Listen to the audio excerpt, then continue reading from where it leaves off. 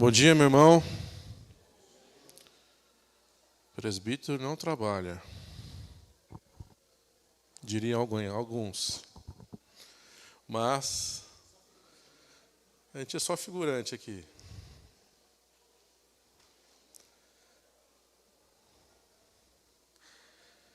Meus irmãos, primeiramente, bom dia.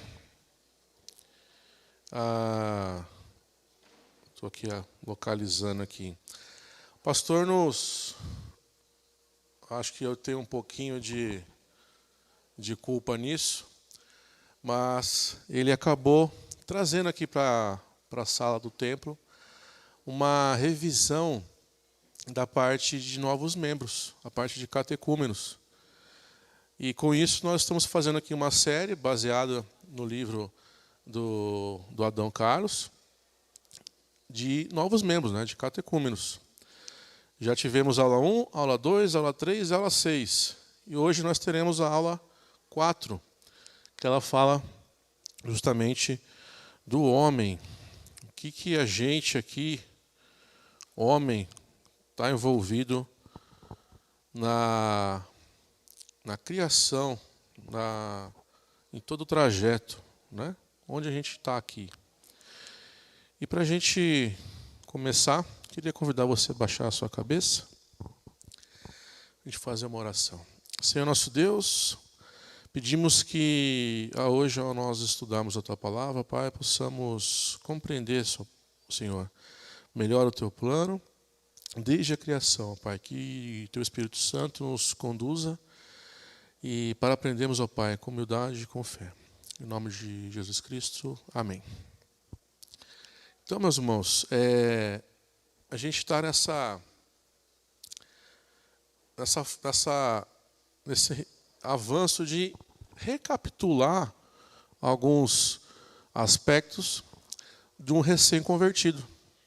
Quando um irmão chega aqui na igreja, né, José Carlos, que está aqui mais dentre todos aqui, ele passa por um processo que a gente chama hoje de classe de novos membros, mas que, já quem está aqui há algum tempo, é a classe de catecúmenos. Inclusive o livro usado, o livro do Adão Carlos, Catecúmenos, né? Ele traz o que para a gente? Ele traz toda a base de doutrina da nossa igreja, passando pela criação do mundo, a criação do homem, plano de salvação, a história da EPB, Santa Ceia e por aí vai. Para a gente, como membro da igreja, conhecer. Muito obrigado, hein, Glenã? Tomara aí que o próximo. Obrigadão, meu querido. Para que a gente tenha, então, essa base de conhecimento da nossa doutrina. E a gente não fique aqui batendo cabeça depois, né? Mas a gente sabe que muitos, não todas as igrejas, passam por um processo desse, ou passam, mas a gente acaba deixando lá, escondidinho aqui no canto da cabeça. E a ideia do pastor, então, é trazer essa memória, recapitular isso tudo aqui no templo e também ter um material para a gente de estudo, de apoio online. Então, a gente vai falar um pouquinho hoje sobre o homem. E para a gente começar, tudo que existe teve um princípio. Só Deus é diferente. Ele sempre existiu e sempre existirá. Então, a página 43 do curso de catecúmenos, ele tem essa frase. Então, a gente passa aqui algumas verdades, né? Na parte aqui agora de introdução, o Deus Criador. Então, Deus, ele é eterno, ele é imutável, ele é infinito. Tudo o que não é Deus, é criação. Nós, aqui inclusive, né? A criação, ela tem um propósito, que é glorificar a Deus. E Deus é o Criador e sustentador do universo. A gente tem a âncora disso lá em Atos 17, 24 a 28. Então, a gente começa aqui com uma perguntinha.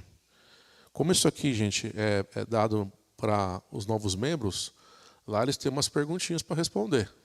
Tá? Então aqui vai aparecer algumas vezes algumas perguntinhas aqui para a gente poder refletir. Então aqui, o que merece mais crédito? As teorias científicas ou a declaração bíblica de que Deus criou todas as coisas? O que merece mais crédito? A nossa fé reformada hoje, ela entende... Obrigado, meu querido. O seu mandato não está vencendo, né? A nossa fé, então, reformada, ela entende que a ciência ela é uma dádiva de Deus. Tá? Ela é usada, a ciência é usada para estudar, observar o mundo em que a gente está criado, né? A gente foi colocado. Então, ela pode explicar como as coisas funcionam. Como é que chove, como é que nascem as plantas, como os planetas se movem. Mas quando a gente traz uma pergunta um pouquinho mais delicada, por que tudo aqui existe? Qual que é o sentido da vida? Quem que criou isso tudo? Essas respostas, elas não vêm da ciência, né? Mas elas vêm justamente da revelação bíblica que Deus colocou para a gente. Por isso que a gente crê que a Bíblia ela é a autoridade final e suficiente para nos dizer quem que é o Criador e de onde a gente veio e por que a gente existe. Salmo 19, versículo 1, fala: os céus proclamam a glória de Deus. Hebreus 11, 3, pela fé entendemos que foi o universo formado pelas palavras de Deus. Romanos 1, 20, os atributos invisíveis de Deus se reconhecem desde a criação do mundo. São trechinhos dos versículos só para ancorar o que a gente está querendo falar aqui, né? Então, o que a gente pode entender, irmãos? A Bíblia ela não vai contradizer a ciência, mas vai além dela, né? A ciência observa o ponto de vista da criação. A Bíblia vai revelar o Criador. Certo?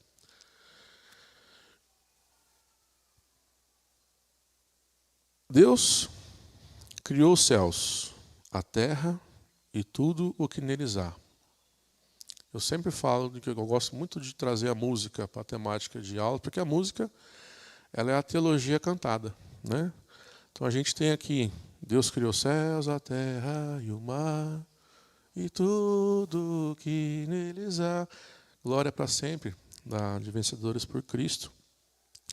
E são músicas que trazem esses insights, né? E ficam aqui na nossa mente e nos ensinam, né? Então Deus criou o céu, a terra e o mar, e tudo que neles há. Ele não apenas cria, mas sustenta e governa. Tá? Um pouquinho errado aqui, gente.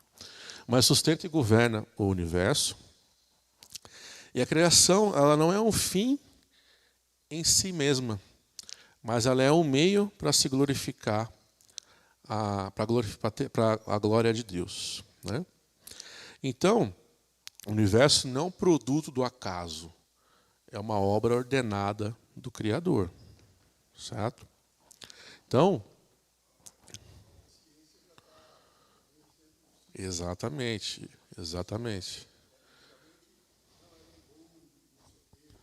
Explodiu e...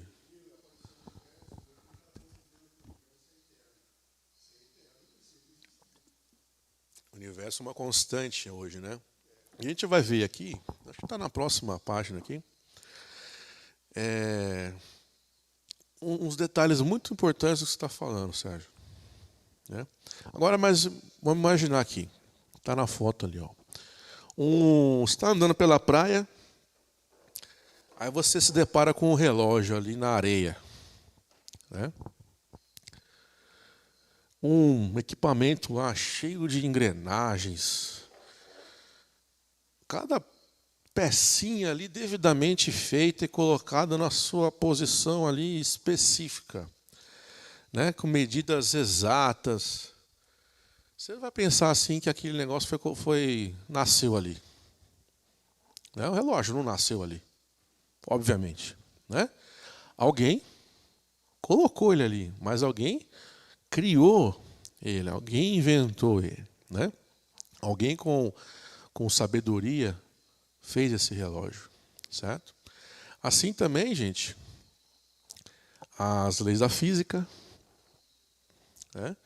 As órbitas dos planetas, a gravidade, o ciclo da água, a forma com que o corpo humano funciona.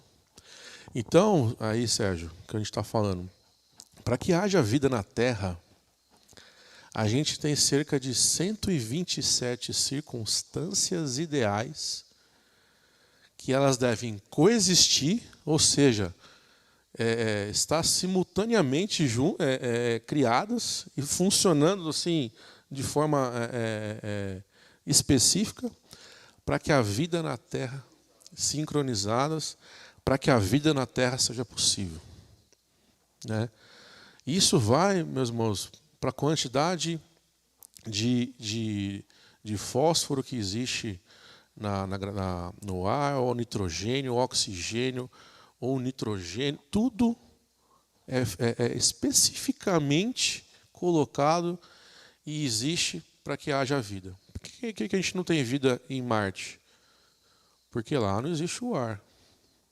Embora exista outras condições para que haja vida. Mas algumas das 127 aqui não estão lá. Né? E o mundo? Por que o mundo está aqui? A planeta Terra está posicionado exatamente onde nós estamos no universo. Se tivesse 1000 quilômetros para frente, a temperatura não seria ideal. 1000 quilômetros para trás, a temperatura não seria ideal. Então, tudo, essas 120, são mais 127 circunstâncias, elas corroboram que não é meramente uma explosão ou um acaso. Não. Há propósito em tudo. Então, tudo revela ordem e propósito aqui.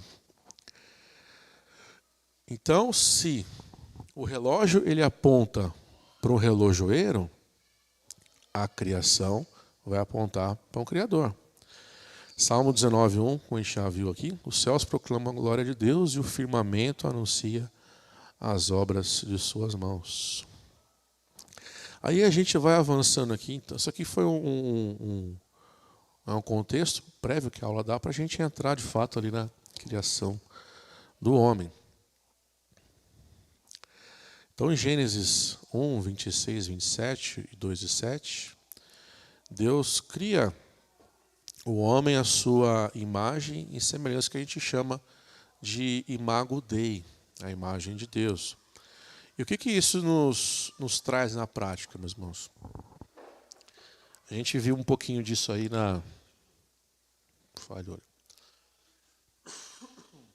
A gente vê essa parte da criação do homem nas próximas aulas também, a imago Dei. Então, Deus nos deu capacidade de pensar, decidir, sentir, amar, se relacionar com pessoas e com Ele. Por quê? Porque Deus, Ele é relacional. Deus não é um Deus distante. Ele é onipotente, onisciente, onipresente, mas também Ele se relaciona com as suas criaturas. Né?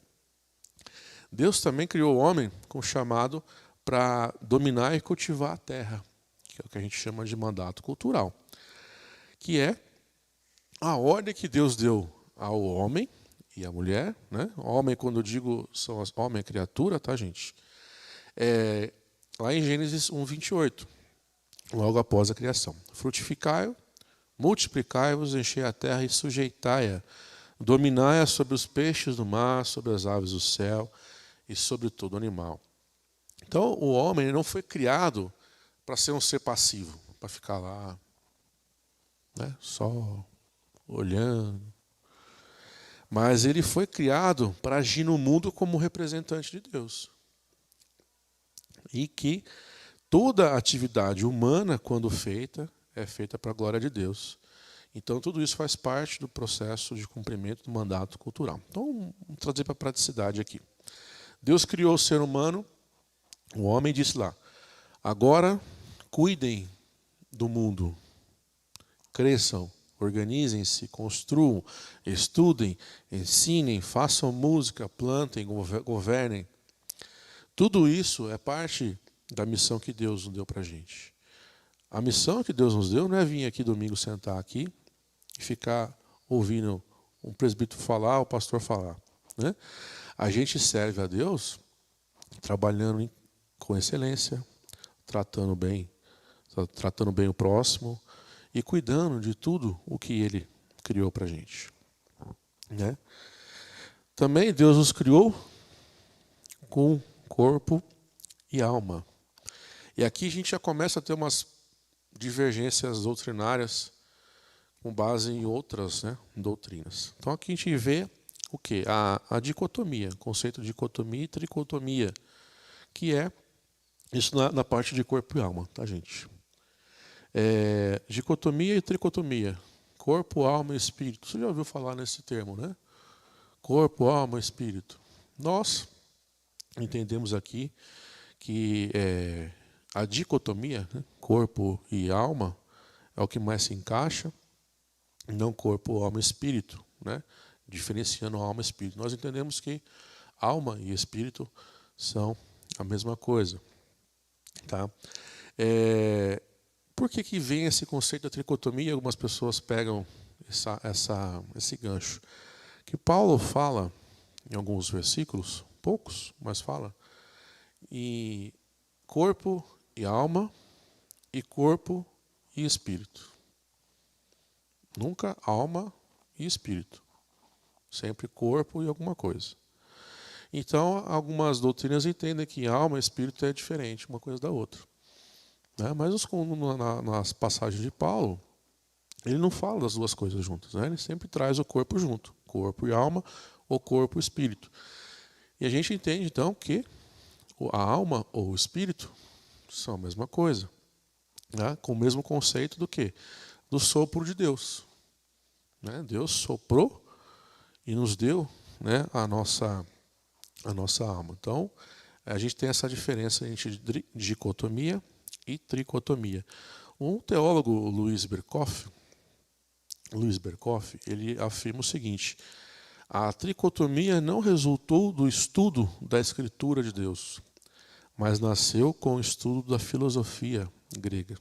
Então, é mais uma questão filosófica do que teológica, né, a parte da tricotomia. Aí a gente então tem a alma, que é o resultado do fôlego de vida soprado por Deus, ou espírito, né? Alma ou espírito. E, então Deus nos criou também com a alma ou espírito, né? Resultado desse fôlego soprado. Também Deus nos criou com a capacidade de reprodução e ordenança sobre a terra, e reforçando a questão do mandato cultural que Ele nos deixou para a gente. Aí, eu pergunto para vocês, meus irmãos, e a nossa alma?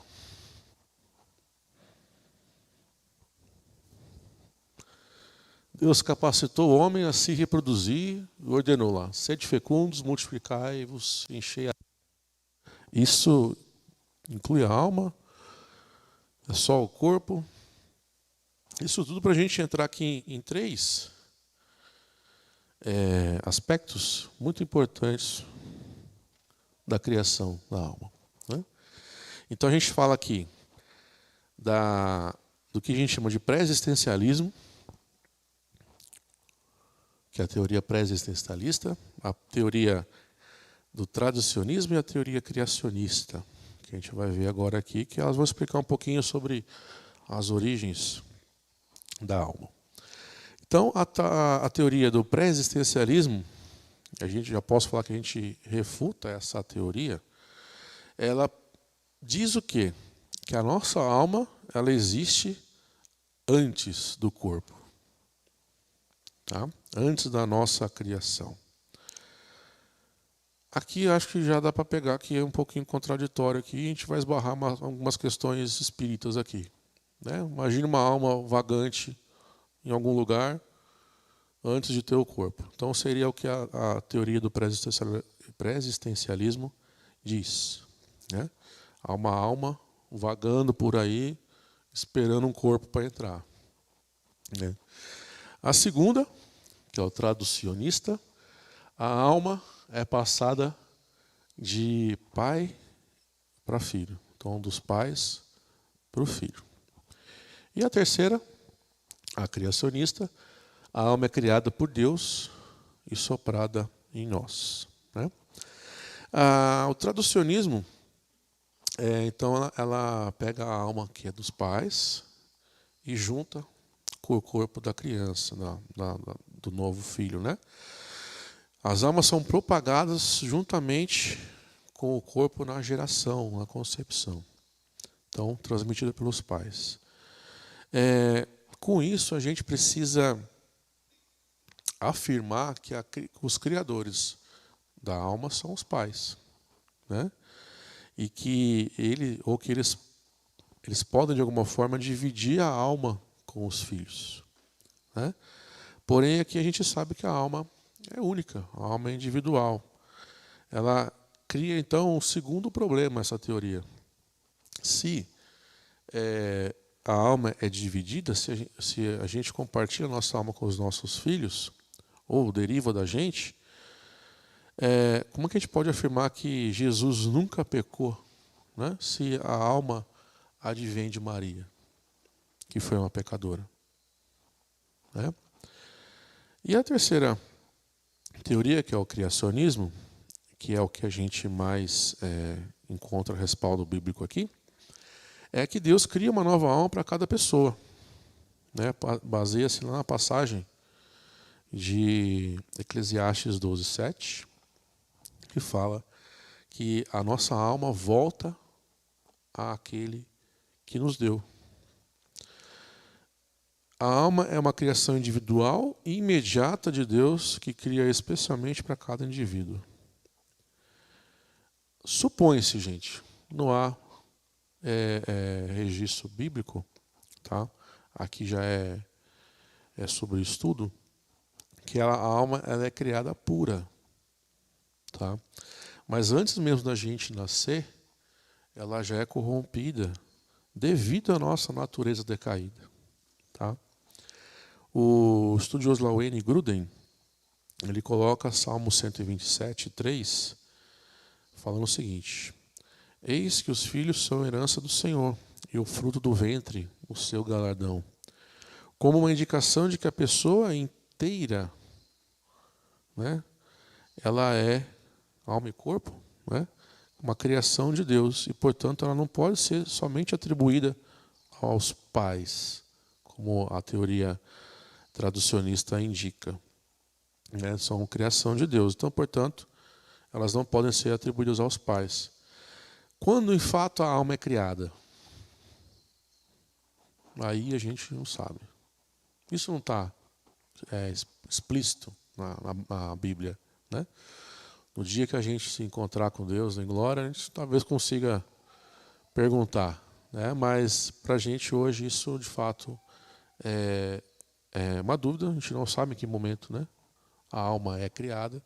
O que a gente entende é que essa teoria do criacionismo, com base bíblica, é o que mais a gente pega, né, como amparo bíblico para esse ponto.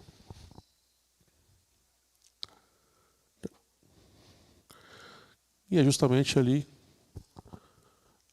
algumas coisinhas diferentes, pessoal que está ali.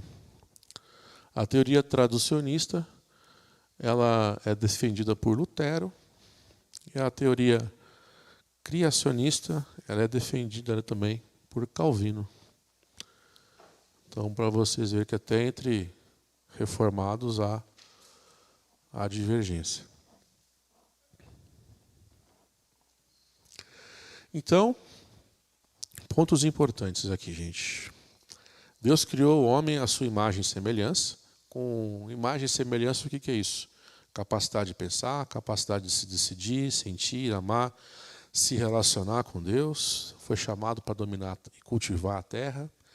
Ele foi criado à imagem espiritual de Deus, né? E também, um ponto importante, que a gente vai ver aqui, nós fomos criados para sermos imortais. O homem, ele foi criado perfeito. Ele era bom, justo, inteligente, tinha plena comunhão com Deus, mas ele não era uma pedra que ficava lá no jardim, sem vontade, sem nada, né? Ele podia escolher. É aí que está toda a problemática de tudo, né? Ele podia escolher. E entre escolher, obedecer e desobedecer, adivinha para onde ele foi, né? Escolheu desobedecer. E o que aconteceu? Caiu, né? Caiu. E cá estamos aqui, né? O quarto ponto da aula aqui, ou o terceiro, 3 ali embaixo, é a queda do homem. Então, Deus estabelece o pacto das obras. O que é isso? A obediência é igual à vida eterna. Mas não é só ser obediente. Sérgio, você era obediente com seu pai quando você era menor? Né? Mas assim, é ser obediente ou a perfeita obediência? Né? Exatamente. Isso, exatamente. Né? Então, esse pacto, ele traz... Ó, só o cafezinho aí, meus. Eu sei. Obrigado, irmã. Não deve deixar lá atrás? É? Acho que o pessoal pega lá.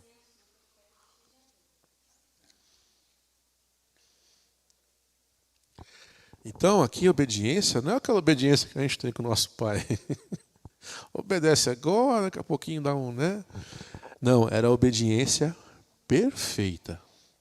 Perfeita. Essa obediência perfeita leva o quê? Levaria, né? Adão a usufruir a vida eterna, que é algo que a gente foi criado para ser imortal. Ele estaria acima do pecado e acima da morte. E também o outro lado ali, que é a desobediência, né? Ela é o quê? Nos levou para a morte espiritual e a morte física, né?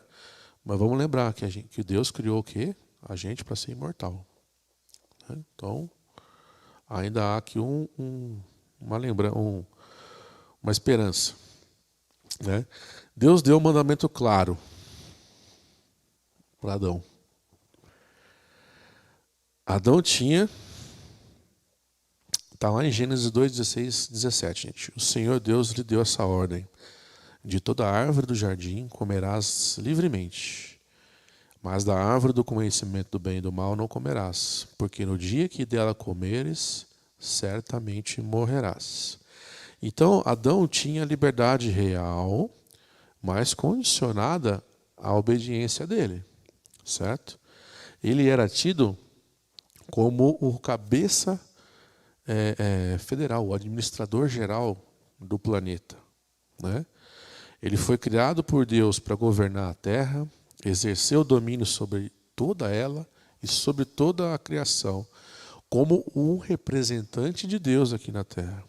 Isso foi um mandado cultural que a gente viu ali agora há pouco. Ele não era um rei, mas um administrador da criação de Deus, sob a autoridade de Deus. Ele devia cultivar o jardim, dar nome aos animais, expandir a ordem e a beleza do Éden para o restante da terra. Adão foi criado para reinar sobre a terra, não como um tirano, mas como um servo rei. Deus colocou no mundo para refletir a glória dele, cuidar da criação e estender o bem. Adão, nesse momento, representava toda a humanidade. Toda a humanidade. E ao cair, caímos com ele, né? Pecamos com ele. O pecado, então, corrompeu aqui a missão. né, toda essa parte da missão cultural. Mas em Cristo, né, ela está sendo restaurada. A gente vai ver aqui o restante da aula. Então, é o que a gente acabou de falar aqui. Adão representava todo o ser humano naquele momento, por isso que ele, ao cair, a gente caiu junto com ele. As consequências aqui do pecado, ao pecado entrar, quem herdou de Adão? A culpa pela representatividade. Adão nos representava naquele momento. Herdamos a corrupção, que é o pecado original, a nossa tendência, a nossa inclinação natural ao mal. Herdamos a morte espiritual, que é a morte imediata, que nos remete ao afastamento da comunhão com Deus, e a morte progressiva, que é o nosso envelhecer, né? O nosso corpo envelhece. Romanos 5,18 nos fala o seguinte: porque por uma só ofensa veio o juízo sobre todos os homens para a condenação. O homem, então, passou a fazer o que ele detesta e não o que ele prefere. A gente vê lá em Romanos 7,15. E o pecado, ele afeta nós, humanos, nesses 4 pilares, vamos falar assim, essenciais da nossa vida, que é a razão, a vontade, nossas emoções e o nosso corpo. E não de forma, ele afeta não de forma parcial, mas de forma completa. Por quê? Os nossos pensamentos, que é ali o primeiro item ali, ó, razão. O ser humano não consegue mais compreender plenamente as coisas espirituais sem a ação do Espírito Santo. Lá em 1 Coríntios 2,14, o homem natural não aceita as coisas do Espírito de Deus. Aqui, como é que a gente traz para a prática? Muita gente inteligente rejeita o Evangelho. A gente pega aí o dono da Tesla, como é que ele chama? Elon Musk. Cara excepcional. Ateu. Né? Cego. Então, a corrupção deixa a gente, né, o pecado cega até as mentes mais brilhantes.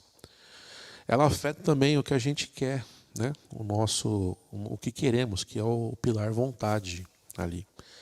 O homem caído, ele prefere sempre o pecado, né?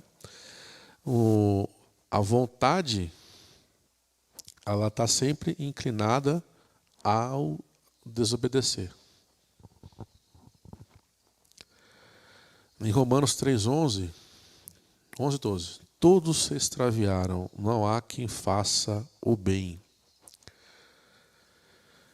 Então, trazendo para a prática, mesmo sabendo o que é certo, a gente ainda vai escolher o errado, né?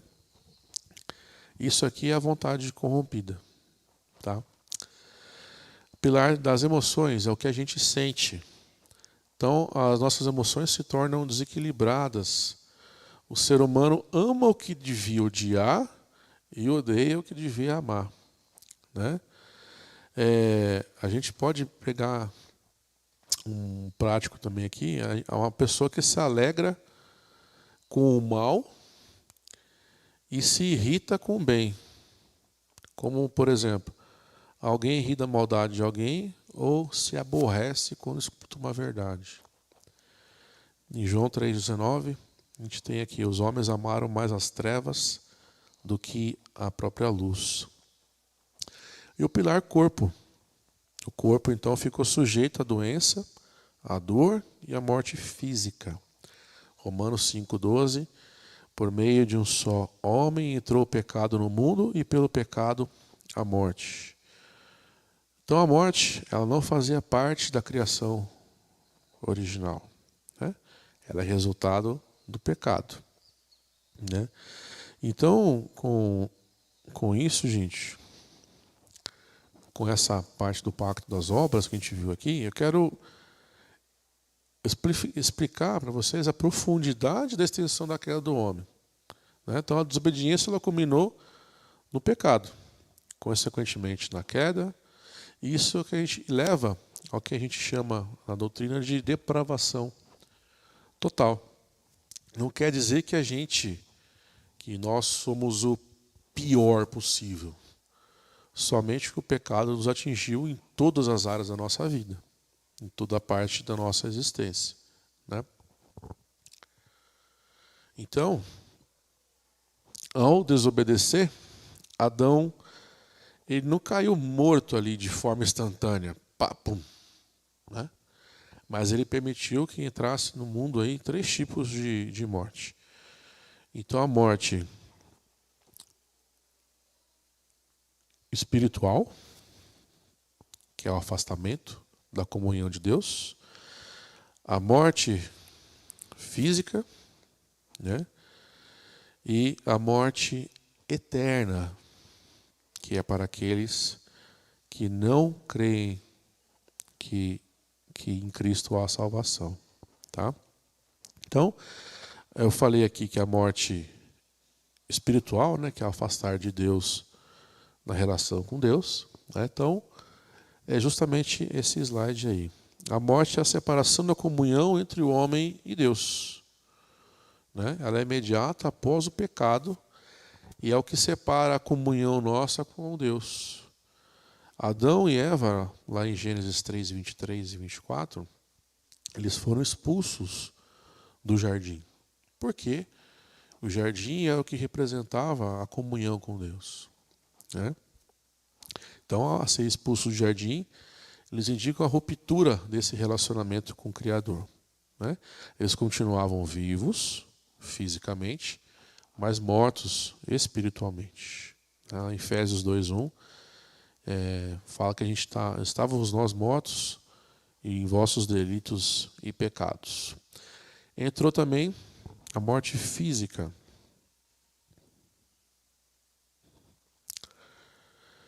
A morte física começou a fazer parte do nossa experiência humana. O corpo de Adão, ora destinado à vida, agora se tornaria pó. Essa passagem está lá em Gênesis 3:19. A morte física, ela não foi lá imediata, como eu falei. Adão não caiu, né, morreu na hora ali. Mas ela foi uma consequência inevitável do pecado. Então, Gênesis 3:19 fala, porque tu és pó, e ao pó tornarás. E também a morte eterna. É uma morte em potencial, ela não foi consumada em Adão, naquele momento.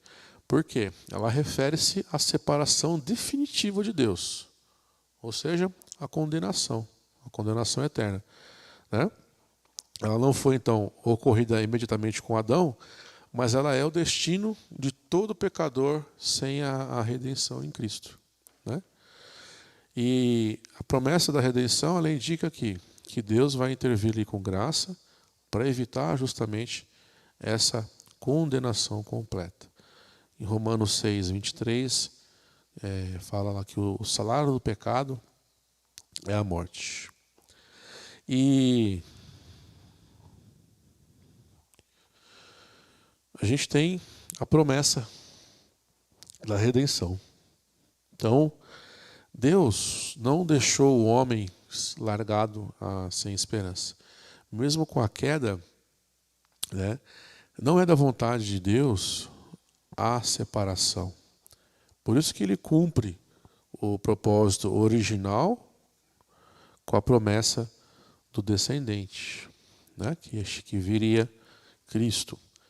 E ali já nasce o que a gente chama de proto-evangelho, que é o primeiro evangelho, que é a promessa do descendente que esmagaria a cabeça da serpente, né? Então foi a primeira promessa feita por Deus após a queda do homem. Em Gênesis 3:15, porém inimizade entre ti e a mulher, entre a tua descendência e o teu descendente. Este te ferirá a cabeça e tu lhe ferirás o calcanhar. Então a primeira menção de Deus já relacionando ao Evangelho lá na frente. Né? E por que esse versículo, meus irmãos, é tão importante? Né? Porque Deus anuncia pela primeira vez o plano da salvação. Mesmo julgando o pecado, Deus dá uma promessa da vitória sobre o mal. Ele não abandona o homem à sua própria ruína, não nos largou lá. E é o início da aliança da graça, que a gente viu um pouquinho na aula 6, que eu também participei com os irmãos aqui. Ele aponta para Cristo como descendente da mulher. Jesus seria o que viria a ferir a cabeça da serpente, né? Satanás. Há uma linha aí que diz que Maria que é essa pessoa aqui. A gente não encontra muito amparo aqui não, gente. Né? Quem esmagaria a cabeça da serpente é o próprio Cristo. A serpente feriria o calcanhar de Cristo, já como sendo uma referência à crucificação de Cristo. Né? Mas ele venceria de forma definitiva com a ressurreição e o triunfo final. E Deus aqui já estabelece o conflito entre o bem e o mal, né? Com a inimizade que ele fala no versículo. Né? Entre todos que pertencem a Deus e os que rejeitam a aliança de Deus. Então, a gente entende aqui que esse descendente que ele põe lá em Gênesis 3,15 é justamente Cristo, um novo Adão, mas agora obediente, né, até a morte. Em 1 Coríntios 15, 45, Cristo é chamado de último Adão, porque ele cumpre perfeitamente o que o primeiro Adão falhou, né, em realizar. Então, reinar com justiça, sujeitar todas as coisas e glorificar Deus sobre a criação. A obra redentora de Cristo, ela nos restaura a comunhão entre Deus e os eleitos. E onde a gente pode... Não. Onde que as coisas se relacionam aqui, gente? O proto-evangelho, ele é como uma semente do evangelho que vai ser desenvolvida durante toda a Escritura, né? Passando lá de Sete para Noé, para Abraão, para Davi, até chegar em Jesus.